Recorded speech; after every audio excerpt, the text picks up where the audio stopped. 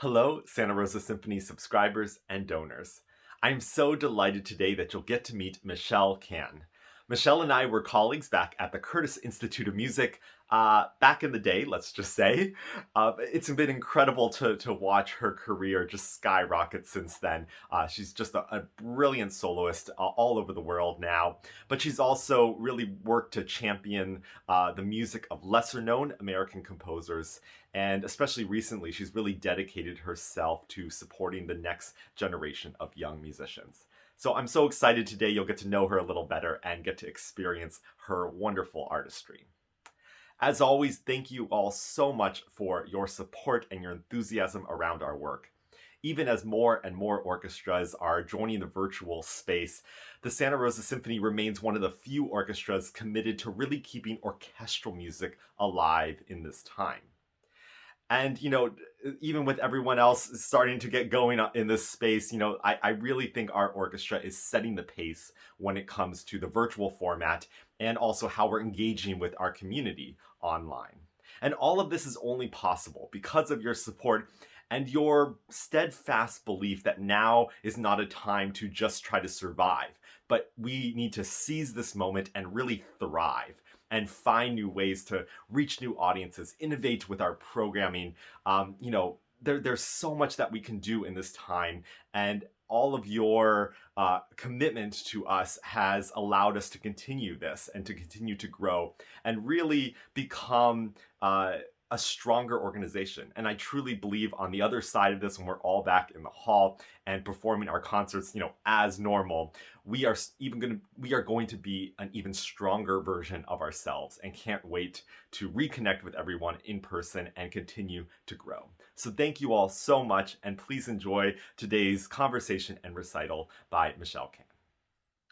Well, Michelle, so good to see you after just a few years, like 2012, right? Something like that. Oh my God. Just a few years, yes, we'll say that. Well, wonderful to reconnect, but obviously, as much as I'm so excited that people are going to get to know your artistry today through your recital, so looking forward to people being able to experience you in person with the Santa Rosa Symphony on stage, just as soon as we can all get back to the concert hall together. But thank you so much for joining us and taking this virtual journey with us this season.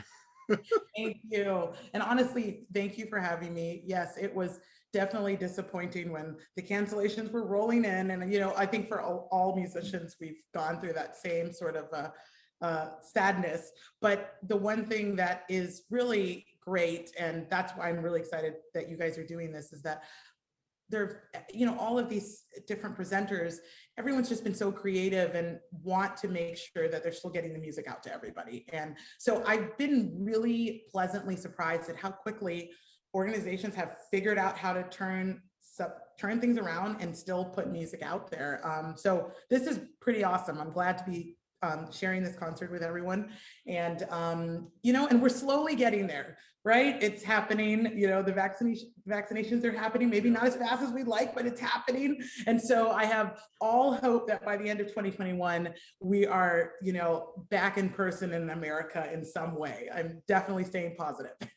That's great to hear. And not to make you relive what I think was, has been one of the most challenging times for artists all over the world. But how are you doing, and how has this past year been for you? What sort of things have you done to sort of adapt to it, or just kind of had some space to think like me? What has this past year been like for you? Well, I think I like to be honest. That's just the way I am. It's been a little bit of everything, I think the timeline was that at the beginning of it all, I think I went through, I guess, they call these phases, right? What's the first phase? Denial or so there was the denial at the beginning that this was going to take so long, right? And many of us felt that way. Oh, it's gonna be a month or whatever. And for me, I had been very excited. Now, one thing that you're going to hear on this program is the Florence Price Sonata, a little bit of that sonata for piano. But another piece I play a lot and love is her piano concerto. So I was booked to play that at Carnegie Hall Memorial Day weekend. And I was so excited because it would be my debut in Carnegie, in Stern Auditorium with the New York Youth Symphony, and just really looking forward to this. So I kept saying, oh, Memorial Day is far enough away. Sounds so funny now. I mean, we're lucky if this Memorial Day sounds, feels, but anyway, it's, the point being, when I found out that was canceled, I think it was kind of a turning point where I really accepted this. And then I think when the other cancellations happened, they didn't hit quite as hard because, everyone was sort of, hey, this is where we're at.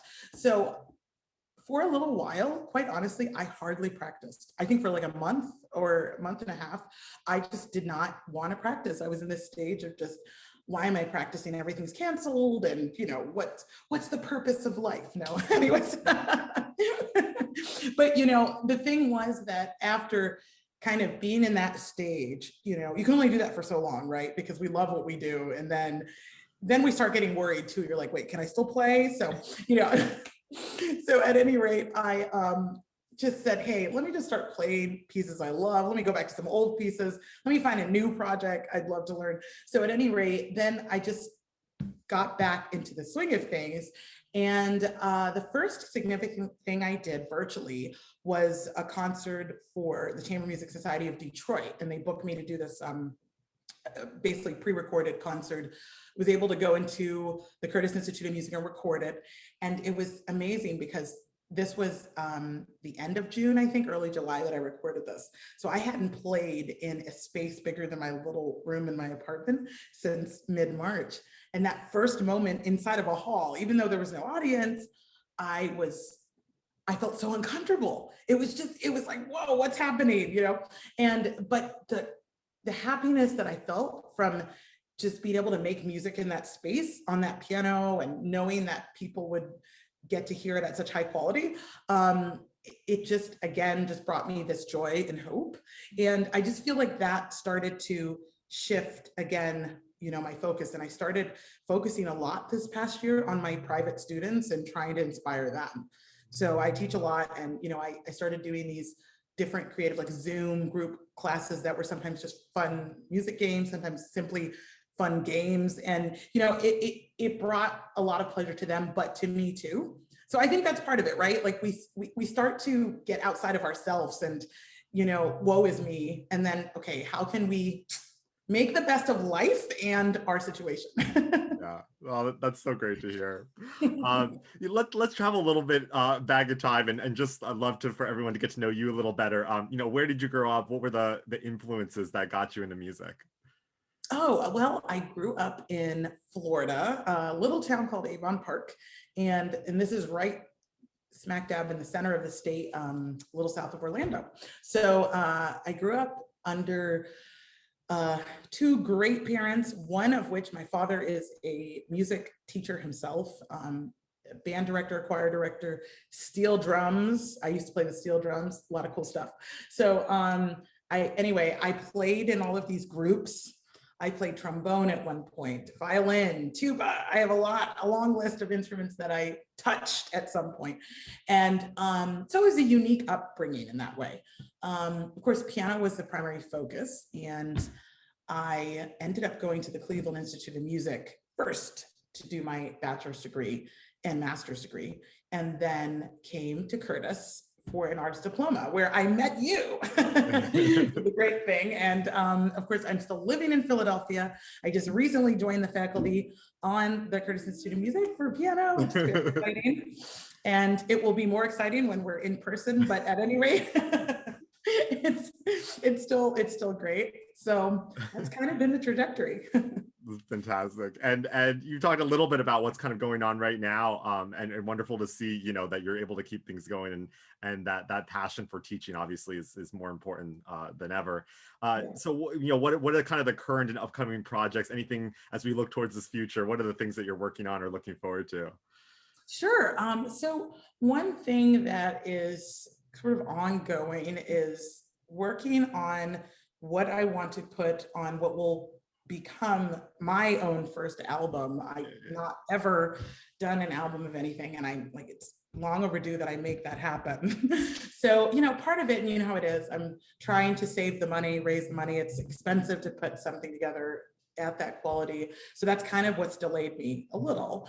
On the other side, it's also just being inspired as to what to do. As pianists, there's so much repertoire to pick from. So I wanted to do something meaningful to me. So my album will include definitely a big, I'll say a large amount of Florence Price on there. And I'm also, what I'd like to do is make it a focus as basically from composers from the past that were, which is kind of Florence Price's story, that were, you know, somewhat lost. You know, time went by and nobody knew what was going on. Nobody knew about their music, because with Florence Price, she was pretty relevant in the 30s, 40s when she was writing music.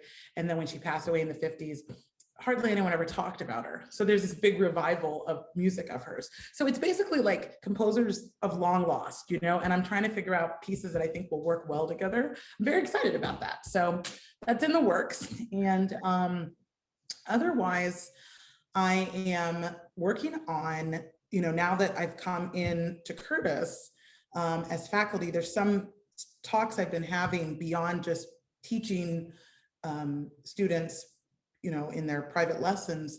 I want to bring something else to the piano department that I think would be meaningful. So I'm working to bring essentially a pedagogy program that's centered around Curtis pianists connecting with young kids in Philadelphia, in communities where they're probably never approached to, or even realize the opportunities they can have with great quality piano lessons, you know. And there's a lot. I mean, I've worked in Philly since I've been there in different communities, gotten to know a lot of families. And a lot of the time, it's a little bit of a lack of knowledge. You know, there's parents that want to do, every parent wants to do the best for their child, you know, but they're not always, well, I say knowledge and access. They're not always aware of like what kind of things could be really good for their child beyond the fact, even if they knew, could they afford this, right? Can they get that access? So I think bringing both of those things to the right people, we're going to have great results. So it's something I really want to do. The dean and president are totally on board actually with this concept. So it is in the works and something I hope to bring in 2022. That's just so wonderful to hear. I gotta say, one of the greatest things kind of right now in my life is that all of us that kind of went to school together, I'm now getting to see so many colleagues, you know, kind of develop those positions of being able to change things, that kind of star power that we need right now, and then using that to really make a difference in the music world, point us forward, make us have a better impact on the wider community. It's just, I can't wait to see how this all develops with you. And obviously, can't wait to welcome you to Santa Rosa and have an opportunity, of course, to work together in the coming years. So Yes, thank you so much for taking a little time, Michelle, to join me to present some wonderful music for our community. Oh, absolutely. And thank you for having me.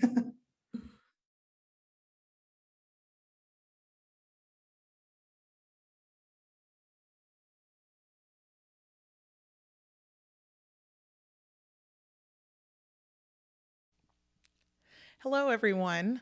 Thank you so much for joining me for this intimate concert of pieces that are very dear to me. I want to thank the Santa Rosa Symphony for inviting me to share this music with all of you. Although I wish that I could be there in person and make music together, but I'm still very grateful that I can do it in this way and connect with you at the beginning of 2021. I will be playing two different works for you, and I will start with a piece by Johannes Brahms, and it is his Ballade, Opus 10, number 2. So it's his second ballade of 4 ballades that he wrote. Then I will play for you a piece by a composer by the name of Florence Price, and it is her piano sonata in E minor.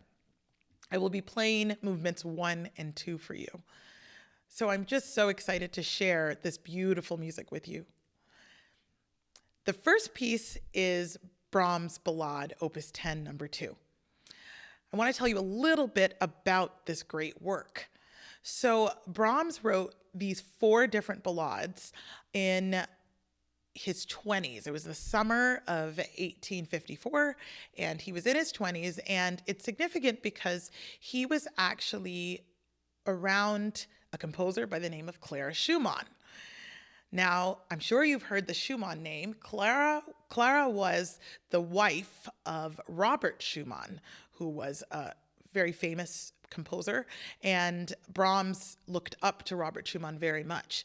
Well, at this time, Robert was going through a very difficult time in his life.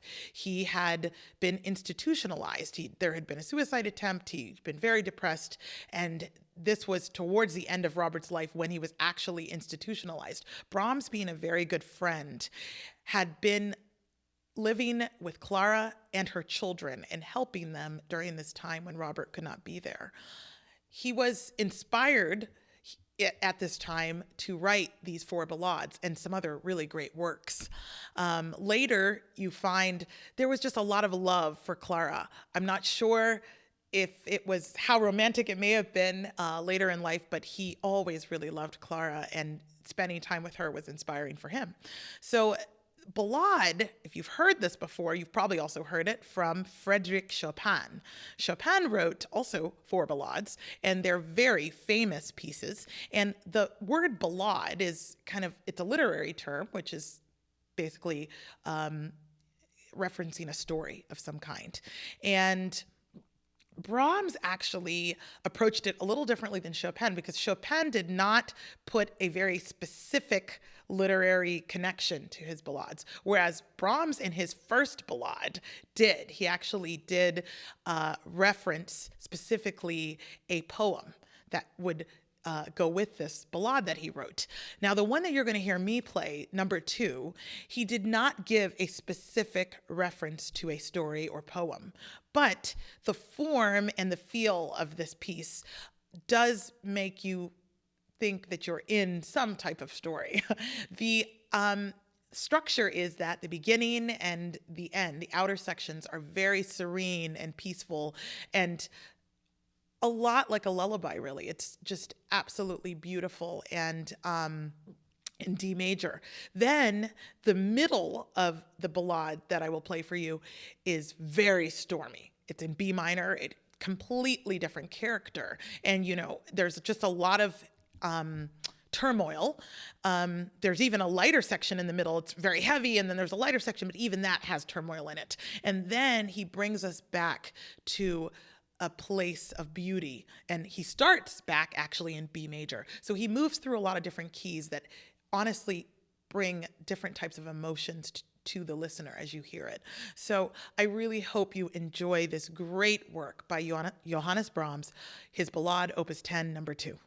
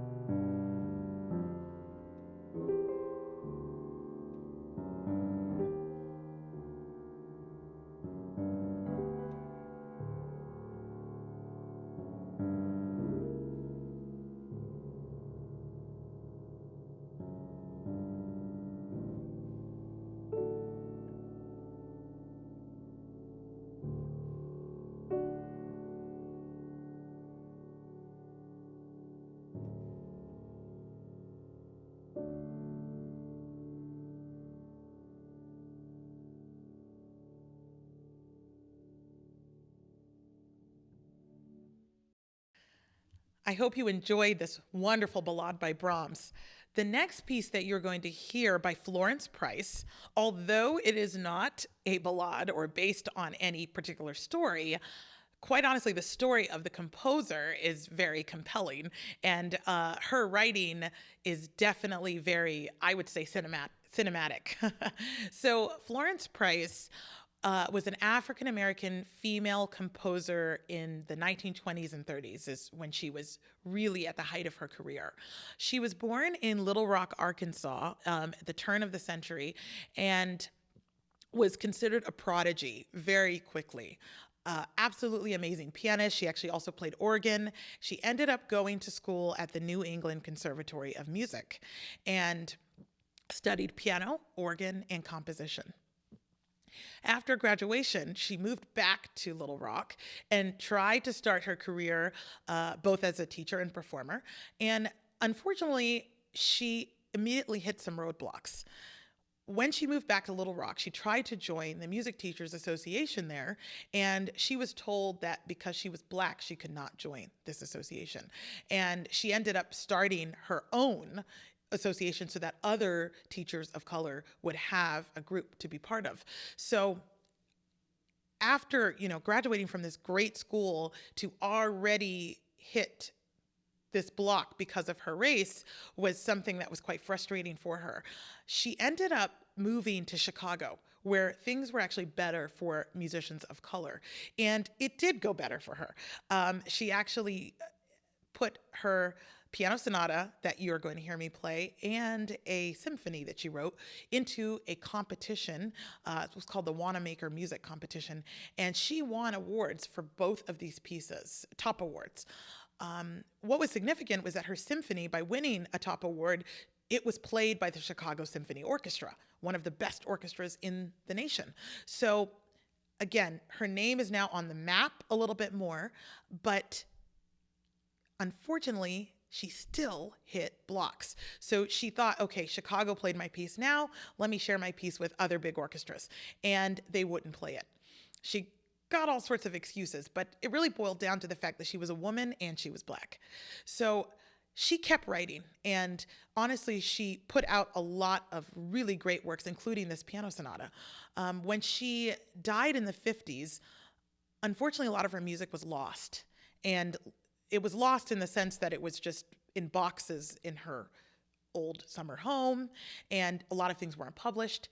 And there's been a revival of her music because it was found in the last decade in this attic. And although the piano sonata was not lost, many other pieces were, including her piano concerto that I've played recently, which is just an absolutely amazing work. She is such an inspiring composer. I'm so excited for you to hear this piano sonata. You'll be hearing the first and second movement.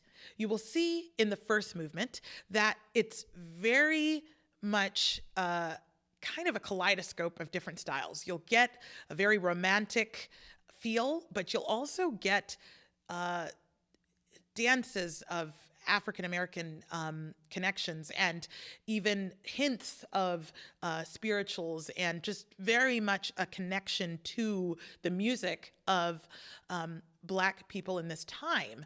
But again, it constantly moves back into this more classically structured romantic realm. So I just love the way she goes back and forth between these styles. Very American sound to it all. But then the second movement, this is definitely like a story. And I mean, you just go into her soul with this second movement. It's one of my favorite pieces. And it is based on a spiritual. And although there are no words to it, you can imagine words. I actually made up words of my own when I was learning it because it was just so real, this music.